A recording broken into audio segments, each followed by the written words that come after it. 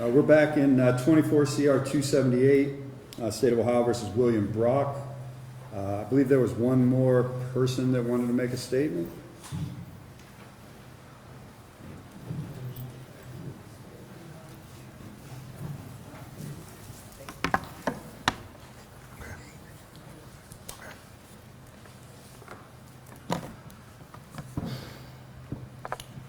Good morning. My name is Mario Hall. I am the son of Lo-Letha Hall. She is a daughter, a granddaughter, a sister, an aunt, a niece, a cousin, a friend, a godmom, but most importantly, she's my mom. She was my mother first and foremost, but she was also my best friend. There's not many people who can honestly say your parents are also your best friends because of the bond you've built. She was someone I could talk to and come to about anything and everything. Because of William Brock's actions, it has been hard to put into words what her loss has meant to me. Prior to March 25th, 2024, my mom and I would talk every day, sometimes multiple times a day. That was just the bond we had. It didn't have to be about anything in particular. It was just the fact that we just wanted to have a quick FaceTime or phone call to hear each other's voices. Because we lived in two different states. The day before her tragic murder, it was a Sunday. She called me on FaceTime for about 2 hours while she was cooking and walked me through how to cook one of my favorite meals that she would make when I was younger, which is peppered steak. My mom would also surprise me by showing up to my various bowling events across the United States. Seeing that familiar face in the crowd after I would get off the lane would brighten my day, whether I was bowling good or not. She, Lo-Letha, my mom, was my safe place. She was the person I would call and vent to when I felt like life was getting difficult. Her warmth, wisdom, guidance are irreplaceable and will forever be missed. Every day since March 25th, 2024, I have carried the grief that doesn't go away. I find myself replaying her last moments that have been broadcasted across the world in my mind and ask myself, why? Why did this have to happen? Why did she have to suffer alone?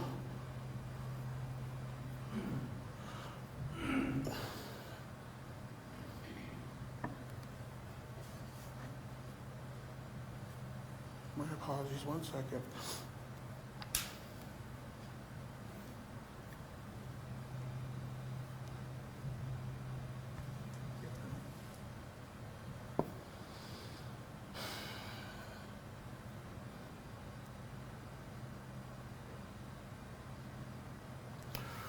Why did she have to suffer alone, cold, and most of all, scared? Her screams, pleading, and asking for help have completely shifted me. Not only did this shatter my entire family, but it has left a hole in my heart that cannot be filled. She didn't get to grow old like William Brock.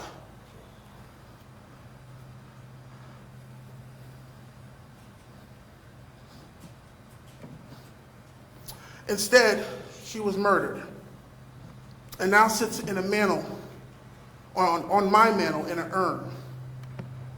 Nothing feels the same to me anymore because she doesn't get to celebrate birthdays, holidays, my accomplishments, meet and greet future grandchildren, or simply enjoy family filled with laughter and dancing.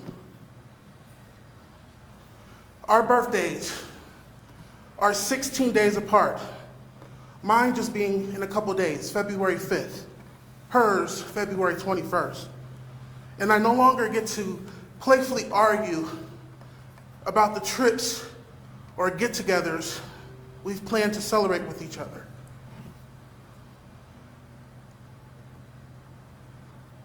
This loss has altered me, and it's something that I've been forced to carry for the rest of my life. There's nothing like living life after losing the person who gave you life. I'm going to say that again. There's nothing like living life after losing the person who gave you life. I am very thankful my mom had that dash cam. With the help of the prosecutors, my mom got to tell her own story. She got to be the literal voice in her own case. I stand here today to honor her memories. She was loved deeply, and her absence will be felt every single day. I ask that you consider the magnitude of this loss, the loss of a mother, a sister, a daughter, a friend, but most of all, the loss of life full of love and promise that was taken far too soon. Thank you, Your Honor.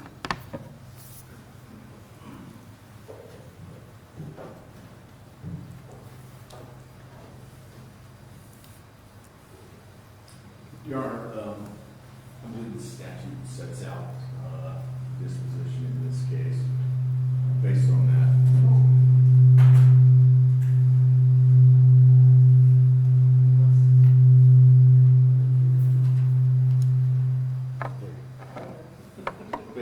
we would ask that you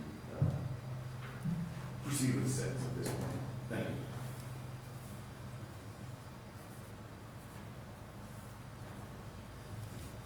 Thank you.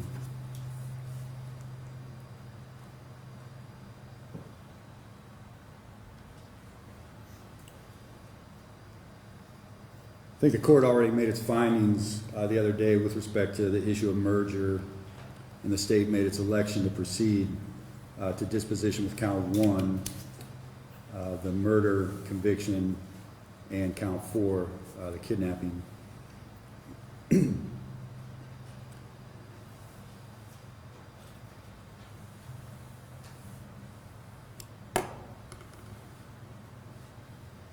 I do want to make it clear that the defendant, having been convicted by jury on count 1 of the indictment, murder, that there is but one sentence under the law for that offense. The court has no discretion. I cannot increase a sentence. I cannot decrease a sentence.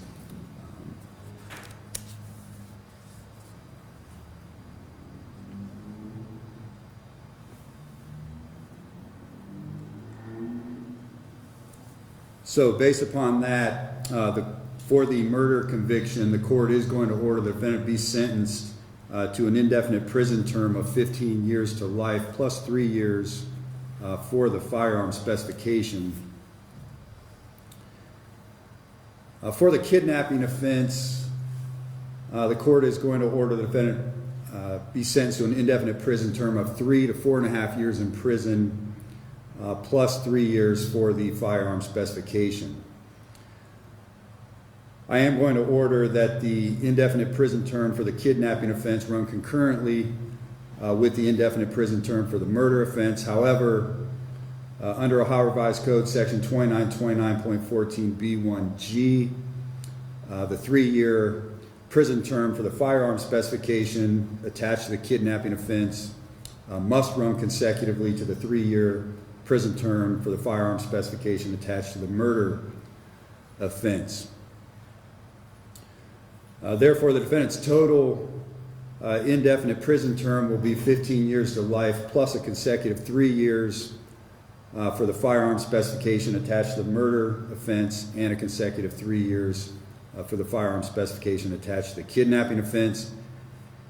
In legal terms, the defendant's aggregate indefinite prison term is therefore 15 years to life in prison plus 6 years for the 2 firearm specifications.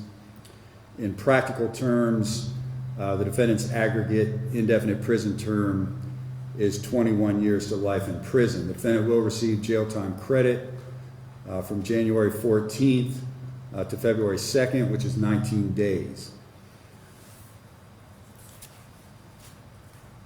With respect to the kidnapping offense, there is a presumption that the defendant will be released from prison upon the expiration of the lower end number, which is 3 years. But 6 years due to the firearm specification, or on the defendant's presumptive earned early release date, whichever is earlier. The prison system can rebut the presumption if at a hearing it makes specified determinations regarding the defendant's conduct while incarcerated, rehabilitation, threat to society, restrictive housing, and security classification. If the prison system makes these specified determinations and rebuts the presumption, it may continue the defendant's incarceration beyond the expiration of the lower end number or presumptive earned early release date for a length of time that it determines to be reasonable. However, under no circumstances can the defendant be incarcerated beyond the expiration of the higher end number, which is 4.5 years or 7.5 years because of the 3-year firearm specification. And again, that only pertains to the kidnapping offense.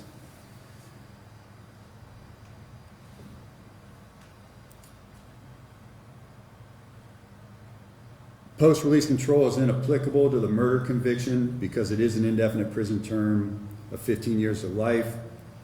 However, for purposes of the kidnapping conviction, I do need to notify the defendant that upon your release from prison, you would be placed on a mandatory term of post-release control. That will be for a period of time up to 5 years, but not less than 2 years. If you violate that, there could be sanctions. The duration of it could be increased. More restrictive rules could be imposed upon you. You could be sent back to prison for each violation for up to a total of 1/2 of your original sentence. If the violation is a new felony offense, in addition to your sentence on the new felony, the court could terminate your post-release control and impose a consecutive prison term of 1 year or the amount of time you have remaining on post-release control, whichever is greater. And again, that only applies to the kidnapping offense.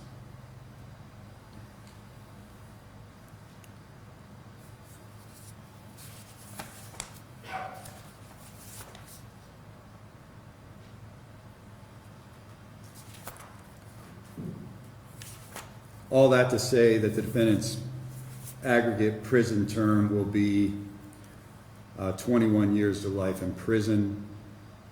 Again, the court has no discretion to increase that or decrease it in any way. That is the statutory penalty for these offenses.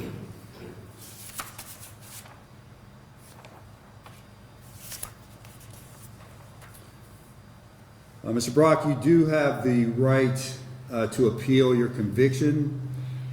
You have the right to have a notice of appeal filed timely on your behalf. You have the right to have an attorney appointed to represent you on appeal. If you cannot afford to retain an attorney, the court will appoint one to you at no cost. If you don't have the means to secure the documents necessary to perfect your appeal, the court will provide those documents to you at no cost. Was there anything else from the state? No, Your Honor, thank you. From the defense? The issue came up on Friday that you believe this may be a case where appellate bond is warranted for many reasons. Main one, usually in a case like this, it wouldn't be appropriate given the magnitude of the charge. But given where he is in life, his health conditions, we would ask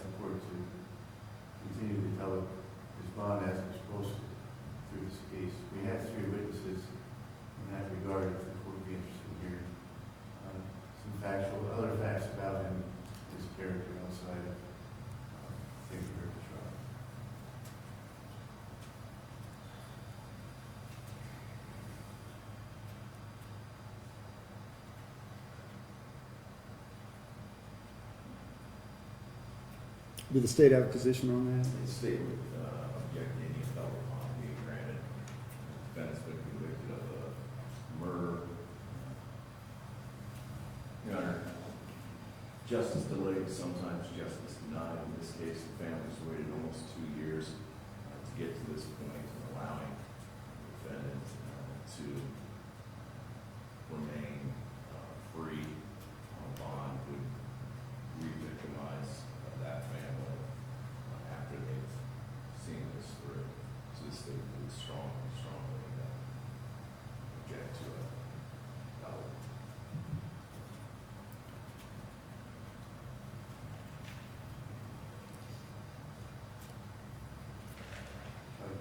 Sure. The factors are whether or not he's a risk of flight. Clearly he's not. If you look to ties in the community, he's lived here his entire life. His occupation in the community, his involvement with church activities and other organizations in the community. For risk of flight, those are the factors we look at. Clearly he was out on bond for big flight. You look to danger in the community, that's another factor. In a normal circumstance, someone who's convicted of murder would be a danger to the community, obviously. But in this case, you would look at his criminal history, which is 0. You'd look at his character. We have witnesses, but the court can probably knows this from the testimony he's already received. He went to church. He was peaceful. He was a farmer. He never got into a fight. He never raised his voice. He didn't have anger issues. He didn't have anger. You look to the facts and circumstances of the case. Was he looking for this harm that was caused in this whole situation? Clearly he was not. The one factor that's different than the normal conditions for bond is whether or not there's a substantial issue of law that would justify the bond pending appeal. I think there is a substantial issue of law that the Court of Appeals needs to look at in this case. There were some various things that happened during the trial and various things in instructions that I think weren't reviewed by the Court of Appeals. The problem in this case is that during this pendency of the appeal, if he's held in custody, statistically he may pass away. So in some sense, it may be like a 6-month or 9-month sentence. And with the court granted a bond in that situation, given that by the time the Court of Appeals rules on the case, the sentence would have already been served. Literally, his sentence might be served before the Court of Appeals rules. But we're not delaying justice in any respect. He has a right to appeal, and the appellate court has to hear this case, and so there's no delay of justice that's going to happen. I don't think anyone sits any better or worse, whether he's home with his family or whether he's sitting in jail, waiting simply to die or the Court of Appeals to rule. I just think it's appropriate in this case. This case is not a normal case. It really isn't. He's not a normal defendant. And the fact scenario is just so unique. And I would propose that had the scammer showed up the way he told the police he would on that day, he would have been charged with this murder. And Bill Bruck may not have been charged with murder. It's speculation. But my point is, this case is unique on the facts. And that's the court's strong case. If the court required extra money or property to put up, there's people in the back here that would gladly sign up for whatever if money be increased, but he's not. Anything else from the state? No, I think that the state believes that the circumstances are, in fact, quite different from Mr. Bruck at this point. And that prior to this, he was not a convicted murderer. At this point, he is. And based on that, any appeal should be done while he is incarcerated.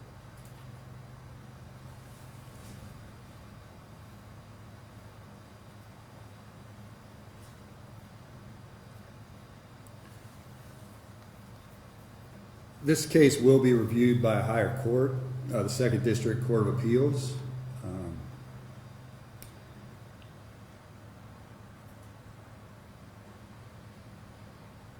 Please don't misconstrue my statement as being arrogant.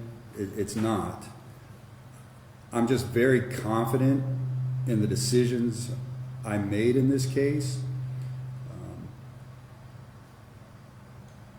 Because of that, I'm going to overrule the motion for the appeals bond. But with that being said,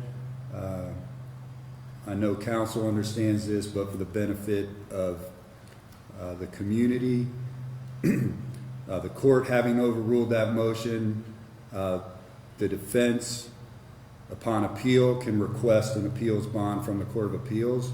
And if they believe that there's an issue, an appellate issue in this case, that warrants an appeals bond, they certainly can do that. So I'm going to overrule the motion. But again, it's still potentially a viable motion with the Court of Appeals. So I'm going to defer to them on that issue.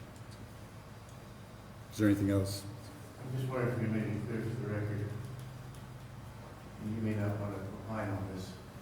Was it your opinion that he's not a flight risk and he's not a harm to society, but nonetheless you believe the likelihood of success on appeal is the factor that you're landing on? Yeah, that's I really don't believe he would be a flight risk. I don't believe he would be a danger to the community. But it's my confidence in the record of this case that the conviction will be upheld. Certainly been wrong about that before. But that's the factor I'm relying on most of all. And so again, if the Court of Appeals sees it differently, if they think there's a viable appellate issue, then they can issue an appeals bond. Okay.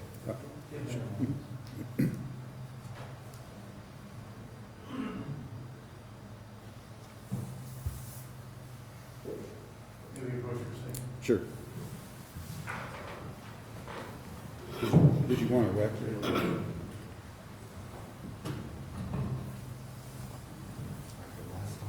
I know that's